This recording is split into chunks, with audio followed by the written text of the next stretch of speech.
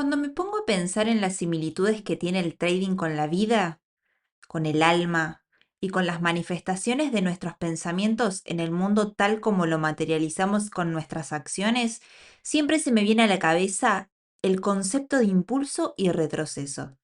Así como la frecuencia de Fibonacci, pienso y siento que el impulso y retroceso es un fenómeno universal que puede ser aplicado a diversos aspectos de nuestra vida. Bienvenidos y bienvenidas a Psique Fibonacci, un podcast para explorar nuestro mundo financiero desde un enfoque simbólico, profundo y siempre reflexivo. Soy Roberta Márquez, psicóloga clínica y analista de mercados bursátiles, y los invito a acompañarme en este viaje para comprender cómo pensamos, sentimos y actuamos frente al dinero. De hecho, esta idea no se me viene a la cabeza porque sí, me refiero al tema de lo de impulsos y retrocesos, ya que resuena con un principio hermético ancestral, como los que se encuentran en el Kybalión. En mis estudios de psicología analítica, al interesarme en comprender la historia de la psique, el alma y el pensamiento, en definitiva, de dónde venimos, me encuentro a menudo estudiando mitos y antiguas creencias sobre los principios que intentaron explicar el orden del universo. Y el Kybalión es un librito muy pequeño, muy cortito, que sintetiza la sabiduría egipcia antigua y esotérica y contiene ideas que influyeron en diversas corrientes filosóficas y espirituales de la actualidad. En estas enseñanzas se presentan diversos postulados que explican cómo ciertos principios gobiernan el universo. No voy a entrar en todos ellos hoy, son 7, y los vamos a ir explorando seguramente en los episodios que siguen. Pero entre ellos se encuentra lo que llaman la ley de ritmo, que establece que todo fluye y refluye. Todo tiene sus periodos de avance y retroceso. Todo asciende y desciende. Todo se mueve como un péndulo. ¿A alguien le suena la relación con el trading? En el libro de análisis técnico de los mercados financieros de John J. Murphy, se describe casi al principio cómo los precios del mercado se mueven en picos y valles, es decir, en movimientos ascendentes y descendentes que forman ciclos dentro de la tendencia principal. En la jerga del trading, estos movimientos se los conoce como impulsos y retroceso, siendo los impulsos movimientos fuertes en la dirección de la tendencia, alcista o bajista, o sea, hacia arriba o hacia abajo, y los retrocesos, las correcciones temporales que permiten que el mercado respire antes de continuar con la tendencia principal. Esta ley, la del Kybalión me refiero, describe no solamente el movimiento oscilatorio de los activos financieros, sino un vaivén constante inherente al universo. Todo fenómeno, desde la marea, los ciclos económicos, hasta nuestros estados emocionales, obedece a este principio pendular. Nada permanece estático, incluso el aparente equilibrio es solo un punto intermedio entre dos movimientos opuestos. Como dijo Ovidio en Metamorfosis, omnia muntantur nihil interit, que significa todo cambia, nada perece. Esta máxima nos recuerda que el flujo es constante y que la permanencia absoluta es solamente una ilusión.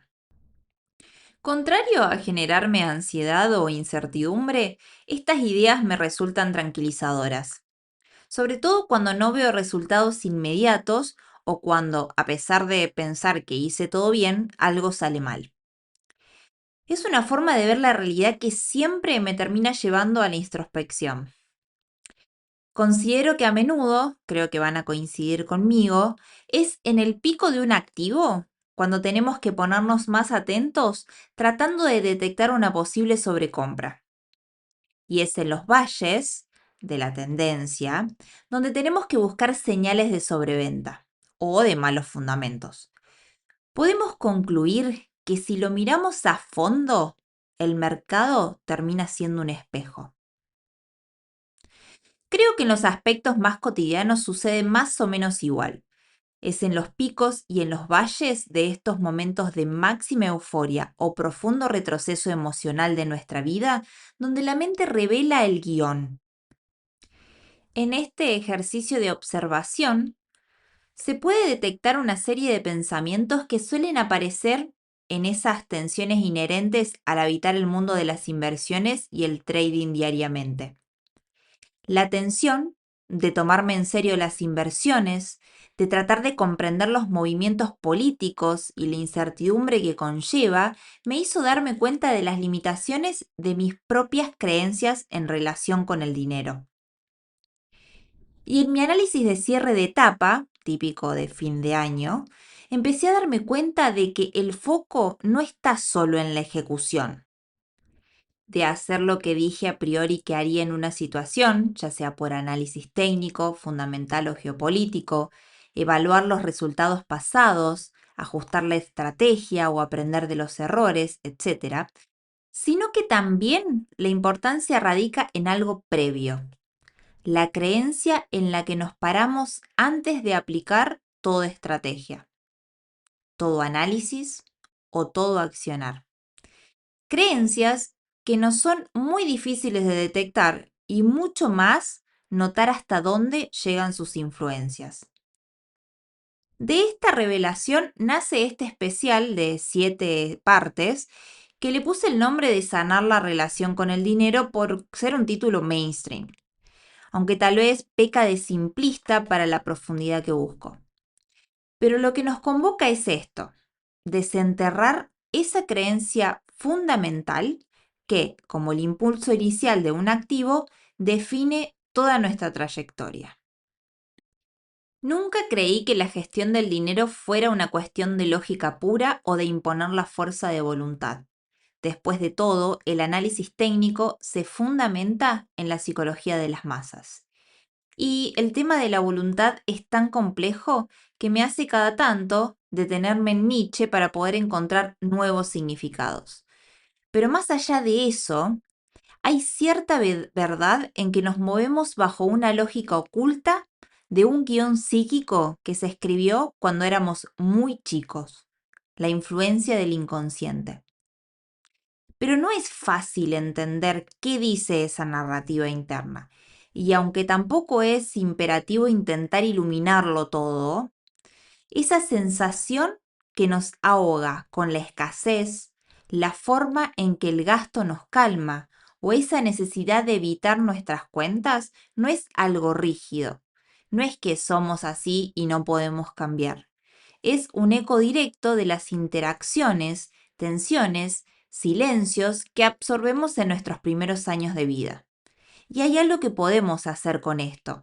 Podemos empezar a cuestionarlo si tenemos la voluntad de hacerlo, sea lo que sea que voluntad signifique para cada uno de nosotros. Pero quiero primero que desarmemos un poco la idea reductiva de que todo resultado es cuestión de fuerza de voluntad.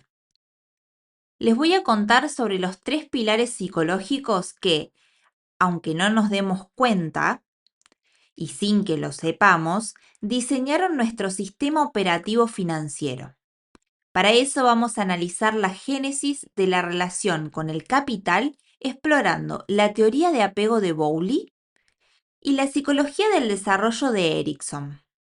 También vamos a ver un poco del aprendizaje vicario de Bandura, que es un autor que ya hablamos anteriormente en este podcast. El punto de partida, el lugar donde se ancla todo, es este primer pilar, la teoría del apego.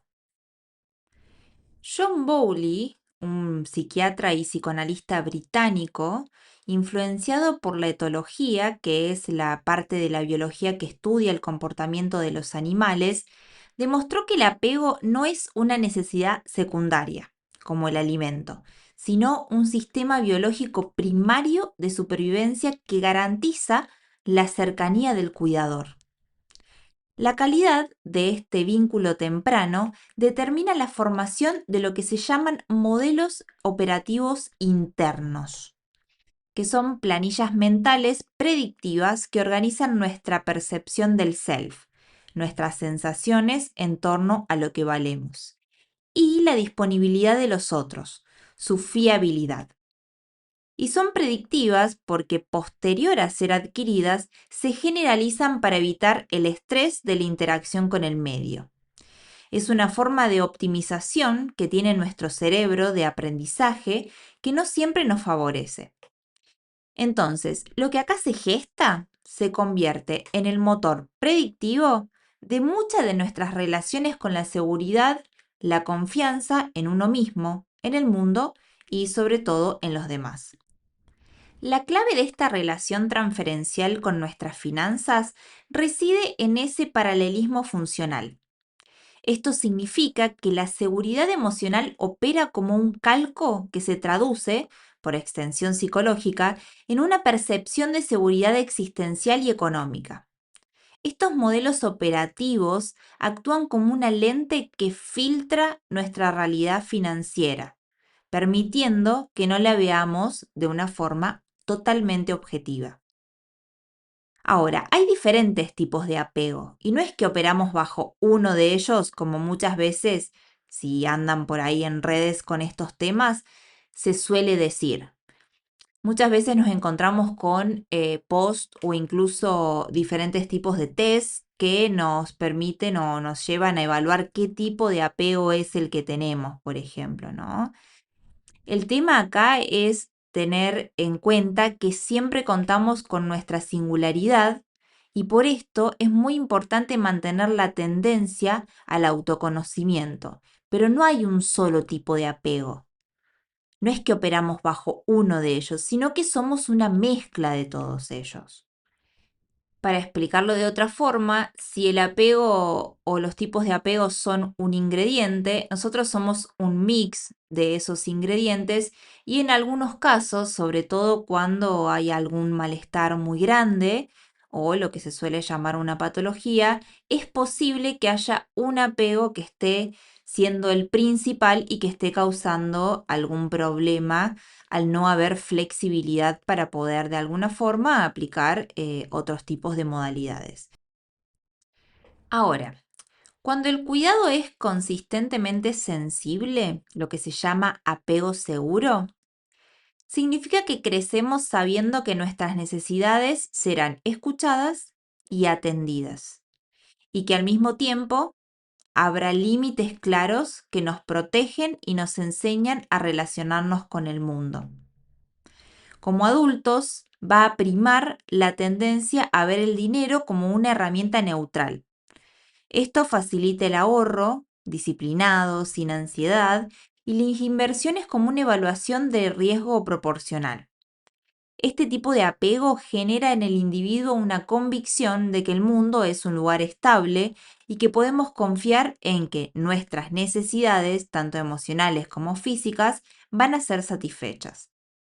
Para muchas personas, el dinero es una manifestación tangible de esa misma seguridad y una persona con un apego seguro es, en general, más capaz de enfrentar los ciclos de recesión, la incertidumbre laboral o la fluctuación en los mercados sin sucumbir a un pánico irracional.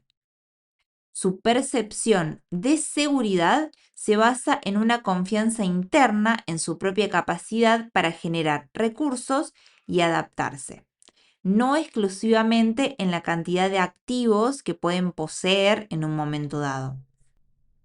Ahora analicemos la disfunción. Si los cuidadores o el contexto ambiental resultan impredecibles, el apego se llama inseguro o del tipo ansioso. Como niños aprendemos que los recursos son erráticos y en la adultez esto se manifiesta como la obsesión por la acumulación o el ahorro que puede ser desadaptativo. El individuo que es ahorrador con excesiva vigilancia, a pesar de tener solvencia, experimenta ansiedad alta ante cualquier gasto. El dinero se convierte en una barrera defensiva, reactivando el terror a la escasez primaria como mecanismo de supervivencia. Esta hipervigilancia posiciona al individuo en un estado mental de escasez constante, a pesar de la realidad material que esté viviendo, Cognitivamente, la persona opera con el esquema de que los recursos son inestables, activando un sesgo de confirmación hacia el peligro de la pérdida. El enfoque está en no perder, lo cual paraliza la inversión y también el crecimiento. La rumiación, que son los pensamientos constantes sobre el futuro catastrófico, impide la toma de decisiones y también todo lo que puede llegar a generar un bienestar o una riqueza real en relación a los activos. Pueden llevar a la persona a negarse el disfrute de sus propios recursos y por ende a vivir internamente con una mentalidad de pobreza autoimpuesta. Por otro lado, si el cuidador o los recursos nos resultaron distantes, lo que se llama apego inseguro o evitativo, como niños aprendemos a suprimir nuestras necesidades. En la adultez, esto se refleja en la evitación financiera. Ignorar los estados de cuentas, delegar la responsabilidad o excesiva deuda. El dinero, percibido como algo peligroso o abrumador, es mejor no mirarlo. La persona puede gastar de forma impulsiva, sin un plan a largo plazo, porque la idea de responsabilidad financiera es demasiado amenazante para la psique. La neurociencia confirma el siguiente dato. Nuestro centro del miedo, la amígdala, se activa mucho más rápido ante una mala noticia financiera si tenemos una historia de inseguridad temprana. Y cuando esto sucede, en un momento de estrés, cuando vemos caer el mercado, por ejemplo, el trauma pasado provoca un secuestro emocional. Es como si nuestro cerebro primitivo, lo que se llama el sistema del tipo 1, le robara el control al piloto. La emoción es tan intensa que no permite que la información llegue a la corteza prefrontal, que es la parte de nuestro cerebro que planifica y ve el largo plazo, lo que suelen llamarse funciones ejecutivas. No es que elegimos mal conscientemente, es que nuestro cerebro nos está forzando a tomar una decisión del tipo defensiva para calmar ese terror instintivo que viene de la infancia. Un patrón de supervivencia que, si lo usamos de forma generalizada o indiscriminada, ya no nos sirve, pero sigue operando.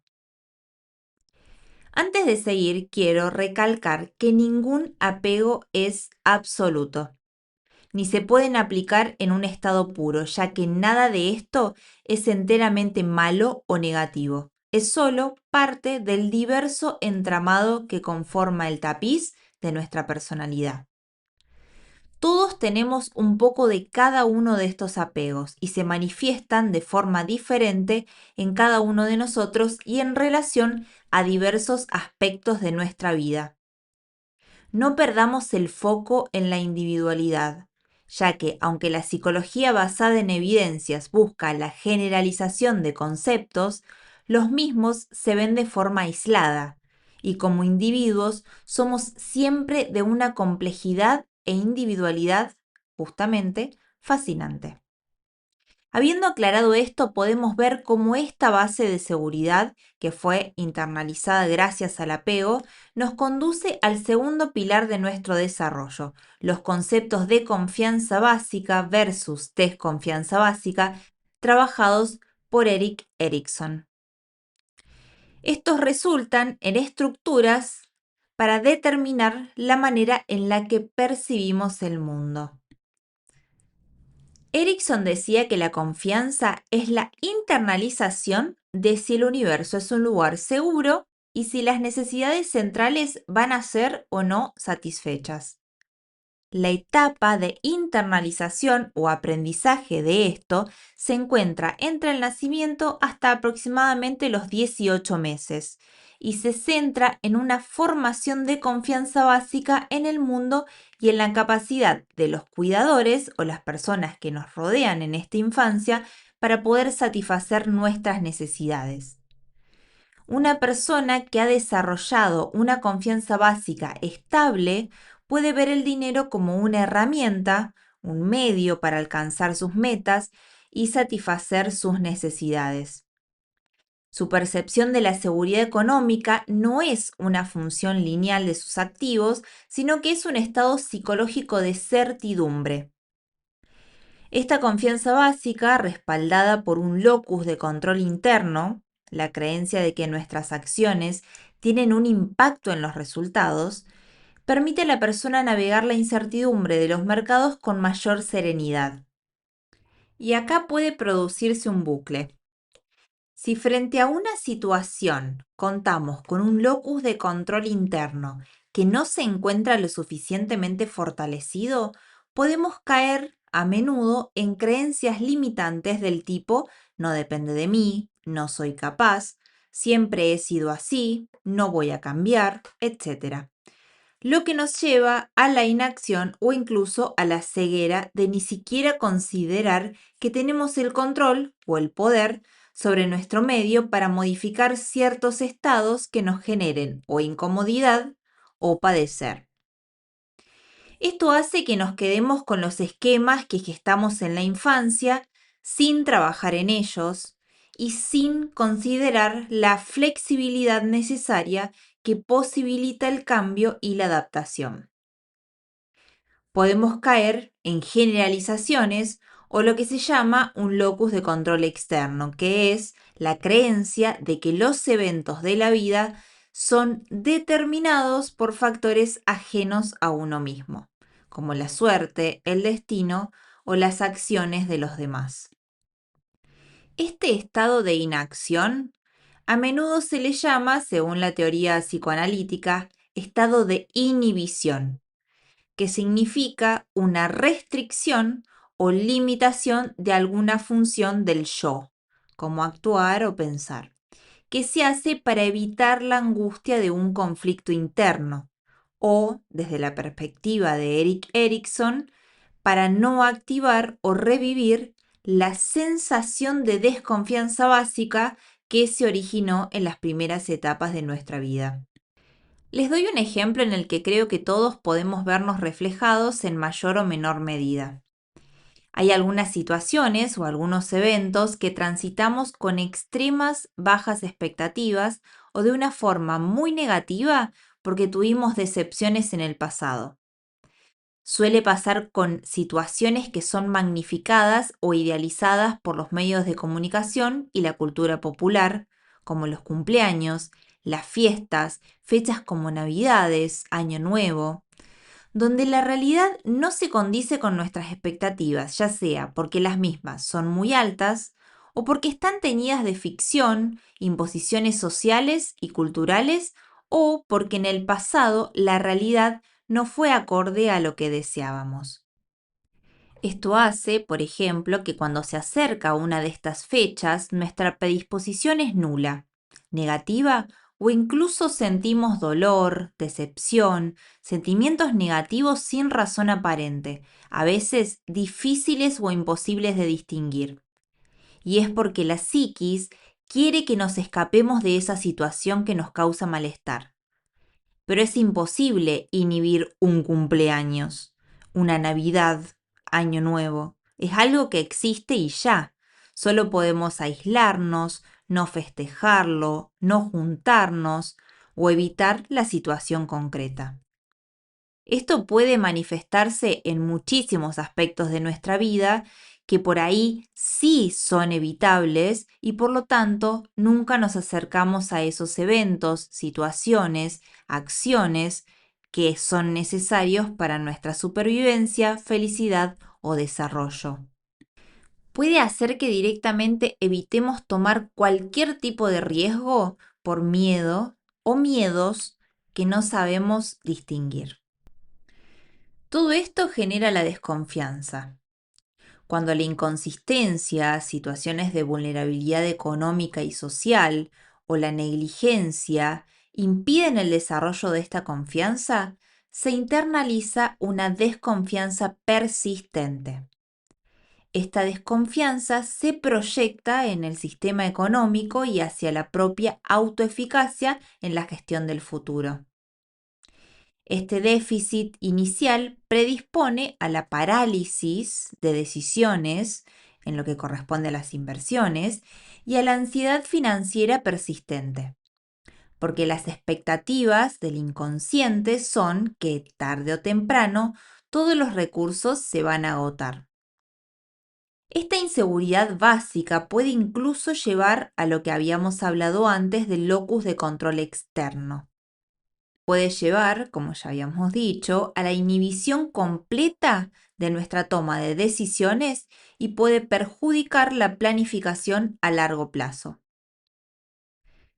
Cuando la confianza básica o fundacional está en crisis, nos toca entender cómo usamos el dinero en ese ambiente de desconfianza internalizada. ¿Y cómo lo descubrimos? Así llegamos al tercer y último pilar de este primer episodio, el efecto espejo y el aprendizaje vicario de Albert Bandura, que si les suena, como ya habíamos dicho anteriormente, es porque ya lo nombré en episodios anteriores de este podcast. Pero eso va a quedar para la próxima vez que nos encontremos. Por hoy vamos a dejar acá, ya que hemos cubierto bastante material, más o menos la mitad de lo que tengo para este episodio. Vamos a evitar la sobreextensión porque es muchísimo lo que tenemos para hablar sobre estos temas, entonces decidí la primera parte dividirla en dos. Si sentís la necesidad de tomar nota de algún concepto, no hace falta que vuelvas a escuchar el episodio. Podés revisar el contenido en el newsletter. El enlace lo tenés, como siempre, en la descripción. Este podcast está disponible en YouTube, Spotify, Apple Podcasts, Amazon Podcasts e iVoox. Si algo de lo que compartí hoy resonó con vos, me encantaría saberlo. Podés dejarme un comentario o escribirme por privado en Instagram. Contame en qué parte del camino estás. ¿Qué contenido te gustaría que traiga a este espacio o simplemente saludar? Me encontrás como psique.fibonacci. Soy psicóloga clínica integral y terapeuta matriculada. Si te interesa consultar por el servicio de terapia virtual, podés consultar la web para saber más o podés pedir un turno. Ambos links te los dejo en la descripción. Gracias por tu escucha. Este podcast no tiene sentido si no toca, aunque sea un poco, la historia de alguien más. Nos encontramos con la segunda parte el lunes que viene.